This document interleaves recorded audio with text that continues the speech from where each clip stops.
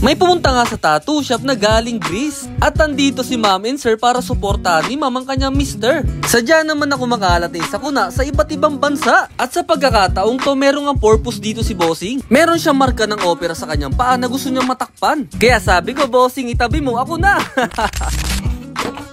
Umpisa na natin ang sakuna. Ako si Raven, isang simpleng tattoo artist na may munting spot at maliit na negosyo. Natipuan nga ni bossing yung mga ginawa kong 3D spider tattoo, yung pinantatakip ko sa mga scar. Kaya sabi ko kay bossing, dahil gusto niya yung spider tattoo at the same time gusto niyang takpan yung scar, tamang-tama nga to. Pero sabi sa akin ni bossing on the spot, gusto daw niyang palagyan ng pampamanhid. Dahil nabanggit nga sa akin ni bossing na aalis daw siya kinahapunan o kinagabihan, tinanong ko siya kung kakayanin nga ba sa oras niya. Dahil ang paglagay nga ng numbing cream sa balat ay hindi nga po basta-basta. Tulad nga ni bossing, kung ikaw ay limited lang din ng oras sa pagpapatato, bago ka palang pumunta sa mismong schedule mo ay ibabad mo na sa numbing cream yung part ng lalagyan ng tattoo. Para pagdating mo nga sa on the spot ay gumagana na yung nilagay mong gamot at makakales hassle pa sa oras. At kung biglaan naman ay meron nga tayong second choices. Ito yung tinatawag na numbing spray. Ang tamang procedure naman ng gamot na to, kailangan mo munang padaanan ng needle yung area. Kapag open wound na nga or matapos ng sugatan, tsaka natin siya i-sprayan para agad na gumana yung gamot. So ito na po yung outcome,